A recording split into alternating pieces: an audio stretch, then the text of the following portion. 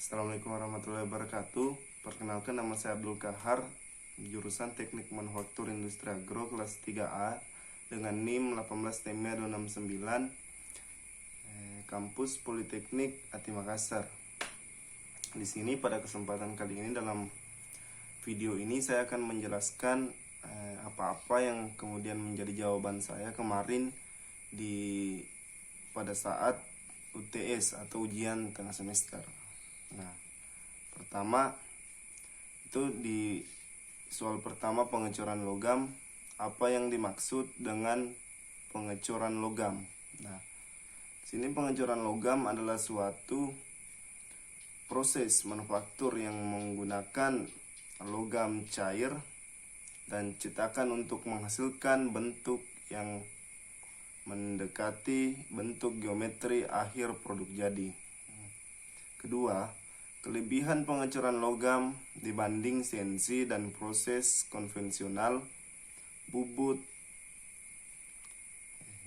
Jawaban di sini pertama, membuat benda dengan bentuk paling sederhana sehingga paling rumit. Kedua, efisien dan ekonomis. Ketiga, variasi bahan yang banyak. Keempat, tingkat kekuatannya tinggi.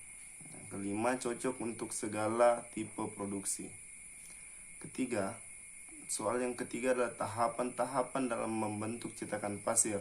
Jawabannya, pemodotan pasir cetak di atas pola, pelepasan pola dari pasir cetak, kemudian pembuatan saluran masuk dan reset, pelapisan rongga cetak.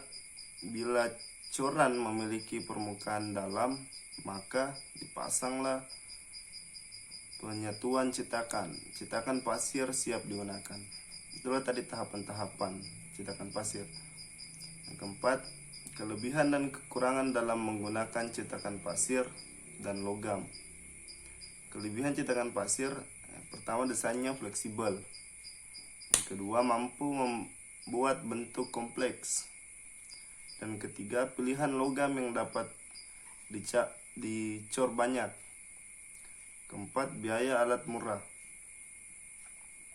Nah, kekurangan cetakan pasir, kekuatan mekanis produk rendah, akurasi ukuran rendah, permukaan akhir produk buruk, cacat tidak bisa dihindari, memerlukan proses lanjutan seperti permesinan. Kelebihan cetakan logam, dapat dipakai dengan jangka waktu yang lama, mampu menghasilkan detail coran yang baik dan ketelitian yang tinggi. Biaya operasional relatif rendah dibanding dengan cetakan pasir dan tidak memerlukan pembuatan inti. Nah, kekurangan cetakan logam, pemakaiannya terbatas pada pengecoran logam non ferro dan panduannya. Biaya modal untuk peralatan dan cetakan tinggi. Nah, yang kelima, cara membuat cetakan logam dan membuat produk dengan cetakan logam.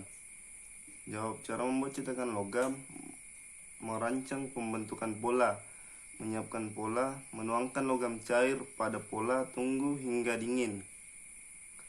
Setelah dingin dan membeku, cetakan logam dibuka untuk mengeluarkan hasil cetakan. Cara pembuatan produk dengan cetakan logam: menyiapkan cetakan logam, peleburan logam cair dituang ke dalam cetakan logam. Setelah dingin, dibuka cetakan logam dan produk siap digunakan. 6. Apa yang dimaksud chop dan disc? Jawab, chop adalah cetakan bagian atas, fungsinya sebagai penutup atau tempat saluran logam cair. Nah, sedangkan rack adalah cetakan bagian bawah, fungsinya sebagai landasan logam cair. Ketujuh, apa yang diketahui tentang dapur kupok dan bagian-bagiannya? Dapur kupola dibuat dari baja berbentuk silinder dengan posisi tegak pada dinding bagian dalam, di mana proses peleburan itu terjadi dilapisi dengan bahan-bahan api sebagai bahan bakar yang diperlukan untuk peleburan baja ini digunakan batu bara. Bahan baku yakni bahan logam yang alam dilebur dimasukkan ke dalam dapur ini disusun dengan benar. Nah, faktor-faktor yang mempengaruhi proses pengecoran: suhu penuangan, suhu logam cair saat dimasukkan ke dalam cetakan. Kedua, laju penuangan, mengacu pada laju volumetrik di mana logam cair dituang dalam cetakan. Turbulensi, laju penuangan yang berlebihan. Mungkin itulah yang bisa sempat saya jawab dan jelaskan. Lebih dan kurangnya mohon dimaafkan. Wassalamualaikum warahmatullahi wabarakatuh.